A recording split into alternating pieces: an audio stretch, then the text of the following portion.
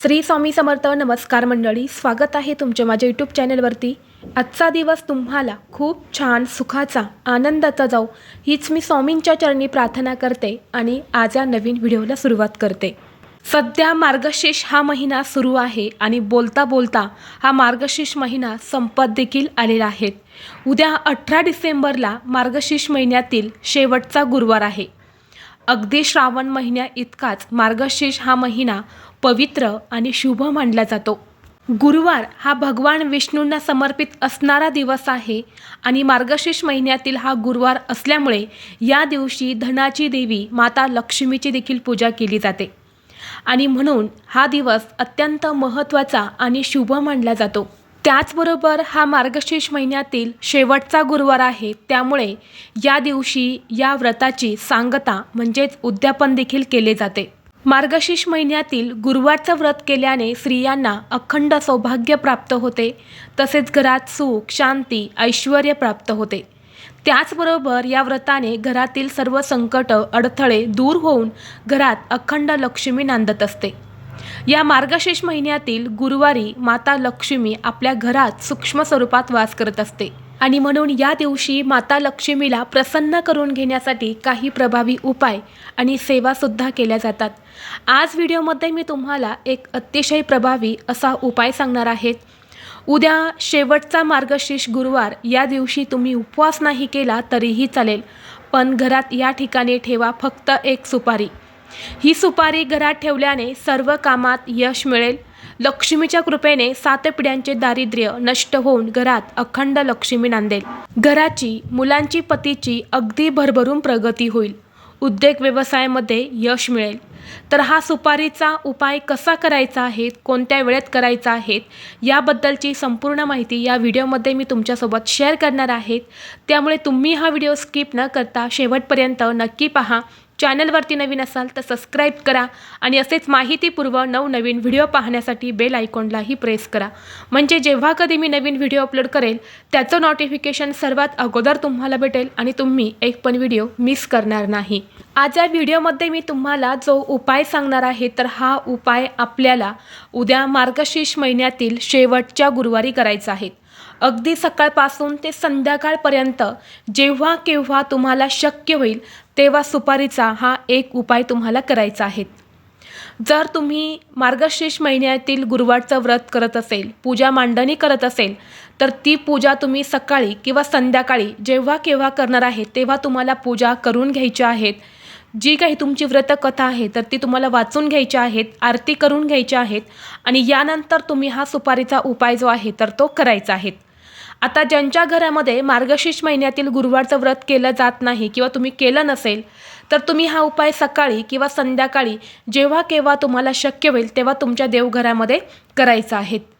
जर तुम्हाला कोणत्याही कामामध्ये यश मिळत नसेल, बऱ्याच वेळा असं होतं की आपलं एखादं खूप महत्त्वाचं काम असतं आणि अगदी 100% प्रयत्न आपण ते काम पूर्ण होण्यासाठी करत असतो, परंतु कधीकधी कितीही प्रयत्न केले तरीही आपल्याला त्या प्रयत्नांना यश मिळत नाही, त्या कामामध्ये यश मिळत नाही. कोणतीही गोष्ट जी आहे तर ती आपल्या मनासारखी घडत नाही किंवा भरपूर दिवसापासून तुमच्या मनात एखादी इच्छा असते आणि ती इच्छा पूर्ण होण्यासाठी आपण कष्ट, तडजोड, मेहनत करत असतो, परंतु कधीकधी आपण कितीही प्रयत्न केले तरीही आपली कोणतीही इच्छा ही पूर्ण होत नाही. आणि असं का होतं तर पहा, आपल्या कुंडलीमधले ग्रह जे असतात तर ते कमकुवत असतात किंवा आपल्याला एखाद्याची नजरदोष किंवा नजरबाधा झालेली असते आणि म्हणून आपल्या आयुष्यामध्ये समस्या ज्या आहेत तर त्या येत असतात. आपल्या प्रयत्नांना यश मिळत नाही आणि म्हणून जर या दिवशी आपण हा सुपारीचा उपाय जर केला तर नक्कीच आपल्याला प्रत्येक कामामध्ये यश मिळेल. सर्व इच्छा, मनोकामना ज्या आहेत तर त्या देखील पूर्ण होतील. तसेच तुमचा एखादा उद्योग व्यवसाय असेल, तो चांगला चालत नसेल, त्यामध्ये वृद्धी होत नसेल तरीही हा उपाय जो आहे तर तो तुम्ही करू शकता. तसेच घरामध्ये सतत वाद विवाद, क्लेश, भांडणे होत असेल, मग ही भांडणे आई मुलांची असेल, नवरा बायकोंची असेल किंवा घरामध्ये पैसा टिकत नसेल, मुलं सतत हट्टीपणा करत असेल, सांगितलेली कोणतीही गोष्ट ऐकत नसेल किंवा घरामध्ये सतत आजारपण असेल, आलेला पैसा हा आजारपणामध्येच निघून जात असेल, तर उद्याच्या दिवशी हा उपाय तुम्ही नक्की करा. कारण मार्गशीर्ष महिन्यातील गुरुवार हा अतिशय महत्त्वाचा दिवस मानला जातो आणि या दिवशी आपण हा उपाय जर केला तर या उपायाचा आपल्याला खूप अधिक पटीने फळं प्राप्त होते. हिंदू धर्मशास्त्रानुसार सुपारीला दैवी स्थान प्राप्त झाले आहे. सुपारीमध्ये अनेक गुणधर्म आहेत. सुपारीमध्ये सकारात्मक ऊर्जा आणि दैवी आशीर्वाद आकर्षित करण्याची शक्ती असते. म्हणून आपल्या हिंदू धर्मामध्ये पूजेच्या वेळी सुपारीला विशेष महत्त्व आहे. गणेशाला देखील सुपारी ही अत्यंत प्रिय आहेत आणि जेव्हा पूजा केली जाते तेव्हा सर्वप्रथम उपासक गणेश आणि गौरीचे प्रतीक म्हणून सुपारीच्या स्वरूपामध्ये वापरतात. त्याचबरोबर भगवान श्रीहरी विष्णू आणि माता लक्ष्मीच्या पूजेमध्ये सुद्धा सुपारीचा वापर हा अवश्य केला जातो. आणि उद्याचा जो दिवस आहे तर हा दिवस भगवान विष्णू आणि देवी लक्ष्मी यांना समर्पित आहे आणि हा उपाय केल्याने धनामध्ये वाढ होते. त्याचबरोबर सुख समृद्धी वाढत असते. सांगितल्याप्रमाणे उद्योग व्यवसाय करिअरमध्ये सुद्धा वाढ होते. हा उपाय करण्यासाठी तुम्हाला उद्या सकाळी लवकर उठायचं आहे. अंघोळीच्या पाण्यामध्ये थोडीशी हळद टाकून तुम्हाला स्नान करायचं आहे. स्वच्छ कपडे परिधान करून आपल्या देवघरातील देवांची विधिवत तुम्हाला पूजा करून घ्यायची आहेत. मार्गशीर्ष महिन्यातील गुरुवारची पूजा मांडणी तुम्ही सकाळी केली तरीही चालते किंवा संध्याकाळी केली तरीसुद्धा चालते.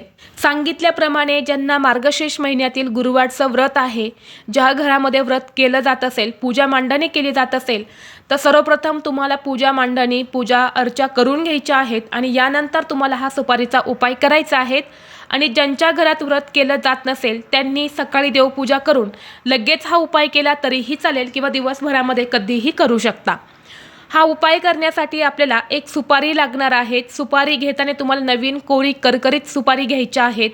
आता सुपारीचे 2 प्रकार असतात बघा. जेव्हा आपण पूजेमध्ये सुपारी वापरतो तर ती सुपारी वेगळी असते आणि जी आपण पानासोबत खातो तर ती वेगळी असते. उपाय करण्यासाठी आपल्याला पूजेमध्ये जी सुपारी आपण वापरतो, जी आकाराने अगदी छोटी असते तर ती सुपारी आपल्याला घ्यायची आहेत. जिथे कुठे पूजा साहित्य मिळते तिथे ही छोटी पूजेची सुपारी जी आहे तर ती मिळते, तर ती सुपारी तुम्हाला घ्यायची आहेत. सुपारी घेताना कुठेही किडलेली किंवा काळी पडलेली अशी सुपारी घेऊ नका किंवा तुम्ही अगोदर पूजेमध्ये वापरलेली आहेत अशी सुपारी देखील घेऊ नका. नवीनच सुपारी तुम्हाला हा उपाय करण्यासाठी घ्यायची आहेत. यानंतर सर्वप्रथम तुम्हाला देवघरामध्ये दिवा प्रज्वलित करून घ्यायचा आहे. आसन घ्यायचं आहे. आसनावरती बसायचं आहे. एक ताम्हण घ्यायचं आहे आणि ताम्हणामध्ये तुम्हाला सर्वप्रथम हळद कुंकू अक्षदा अर्पण करून त्यावरती आपल्याला ही जी सुपारी आहे तर ही ठेवायची आहेत. यानंतर या सुपारीवरती आपल्याला शुद्ध पाण्याने अभिषेक करायचा आहे. अभिषेक करत असताना या देवी सर्वभूतेषु विद्यारूपेण संस्थिता नमस्तस्यै नमस्तस्यै नमस्तस्यै नमो नमः या मंत्राचा आपल्याला जप करायचा आहे किंवा ओम श्री महालक्ष्मी नमः ओम श्री महालक्ष्मी नमः या मंत्राचा जप देखील तुम्ही करू शकता.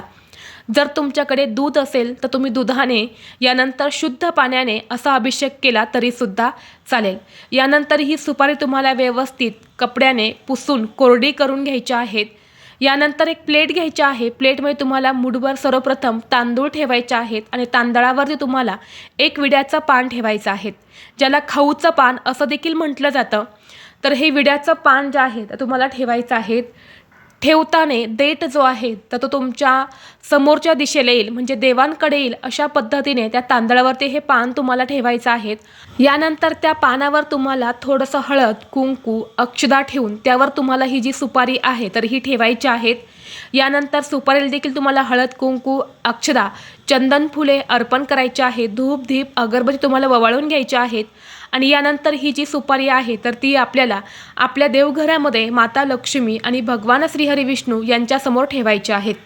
यानंतर तिथेच देवघरासमोर बसून तुम्हाला 3 वेळा महालक्ष्मी अष्टकमचं पठण करायचं आहे. 1 वेळा व्यंकटेश स्तोत्रमचं पठण करायचं आहे आणि 1 वेळा विष्णू सहस्रनामाचं पठण करायचं आहे.